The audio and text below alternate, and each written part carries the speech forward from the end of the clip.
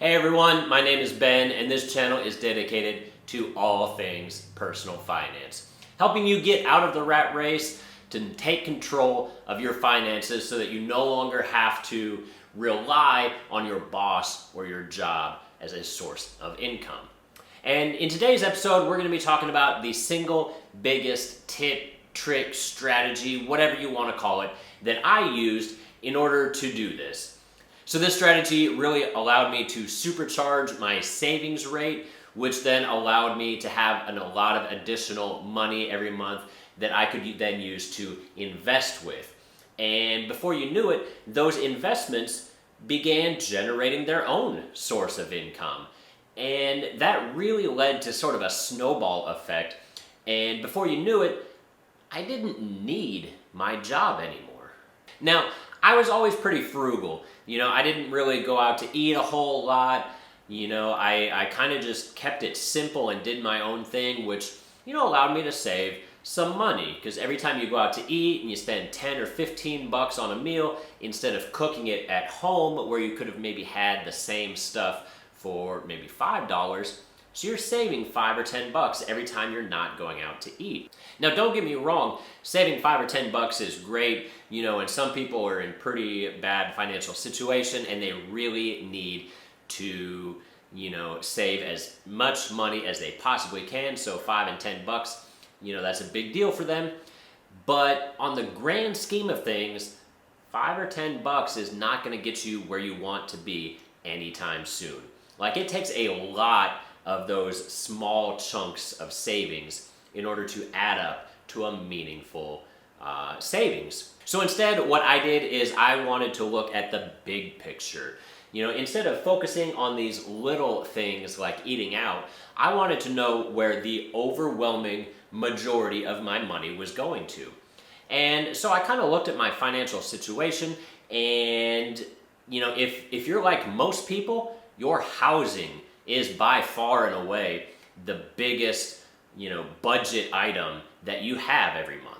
Historically, people typically spend somewhere between 30 and 35% of their overall income on housing.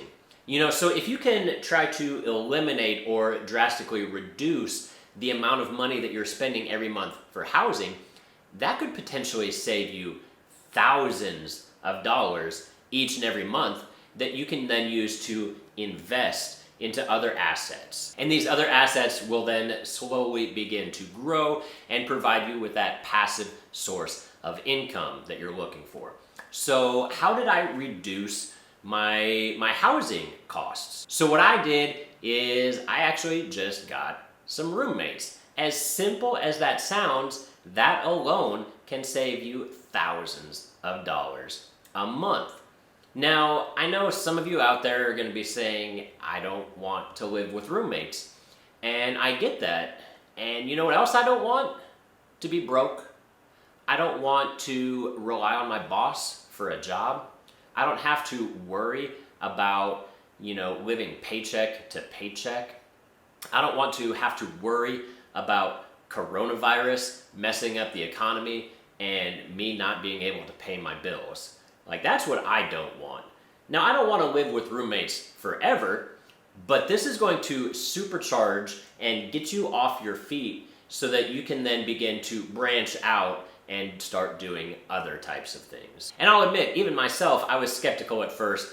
I wasn't really sure how it would all work out living with roommates, but honestly, it was just so much more enjoyable. Besides the financial side of it, I actually enjoyed having other people around.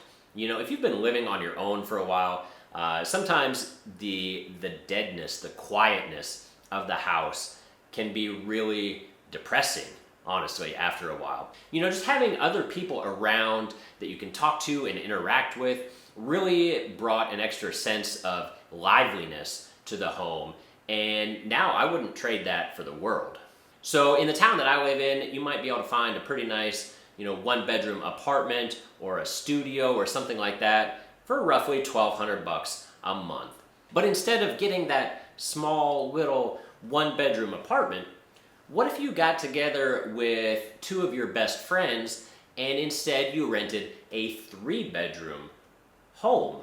So with this 3-bedroom house, you and your 2 friends can then begin to split the costs. So maybe this home rents for $1,500, but your portion of the rent is only $500 a month. And that's going to save you $700 each and every month just by not having this crappy little 1-bedroom apartment. Instead, you're in this nice 3-bedroom home and you're living with 2 of your best friends. So at roughly $700 a month, that's going to be $8,400 each and every year that you're going to be saving by living with these roommates. Now, I don't know how much money you guys make on an hourly basis. Some people make a lot of money, some people just make a little bit. But especially if you're on sort of that lower end of the spectrum, you're making $10, $15, $20 an hour. Like, you got to work a pretty good number of hours at $15 an hour in order to come up with $700. That's going to save you roughly 40 hours of work every month at $15 an hour. So that's kind of like having an extra part-time job on the side, but you don't actually have to do anything to get this money. Now, one of the downsides to getting roommates, especially when you're renting, is that typically the costs are going to be split evenly amongst the number of people that are living there. So if you got 3 people, they're each going to pay probably roughly 1/3 of the total cost. Maybe somebody pays a little bit more every month if, maybe they have the master bedroom or something like that. But typically the amount is going to be roughly the same. And that can be a little bit problematic because the more people that are living under the same roof, it doesn't really give you all that great of returns. Initially it starts off amazing, but the more people you add, it kind of fizzles out a little bit. Let me give you an example. So if you're just single by yourself, you're paying 100% of the costs. But as soon as you get that first roommate, now you're only paying 50% of the cost, right? So you got a 50% savings on that. But then when you get a third person, it drops down to 33%, which is really only a 17% difference than what you were previously paying, right? You were previously paying 50%, now you're paying 33%. And that moves to 25% if you get a fourth person. So the amount of money that you save by adding more and more roommates quickly diminishes. But if you own that house, typically costs are not going to be shared equally. You're going to still be paying a little bit probably, but you're going to have more of the hidden costs. Because now, when your hot water heater breaks or the air conditioner breaks or something like that, all those roommates aren't going to help you replace your washer and dryer that you own. So instead, typically when you own the house, you can rent rooms out by the room for a flat fee, a flat monthly rate instead of as a percentage of the overall cost. And so I'll give you guys an example. So this is going to be a house that I bought. It's back in Phoenix. I've owned it for a number of years. I no longer live there. I have since turned it into a rental property. But at the time, I bought this house for $165,000, which meant that my monthly mortgage payment was $800 a month.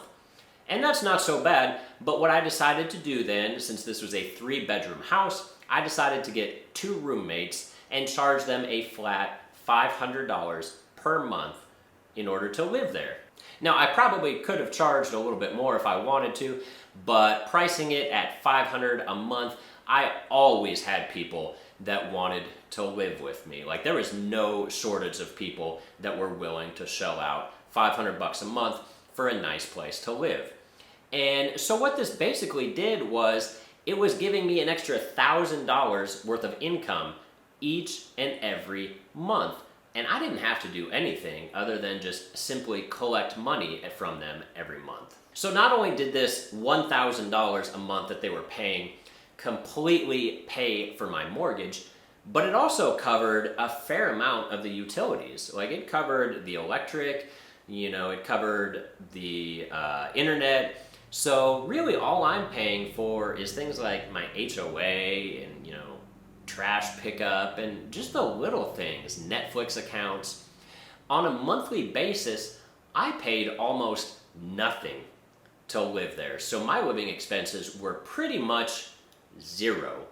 And that's what allowed me to revolutionize my financial situation and really begin using that money then to invest with. But if you are going to go for a little bit more conservative approach, you could use that $1,000 that they're paying you and just simply put that towards your mortgage as an additional payment.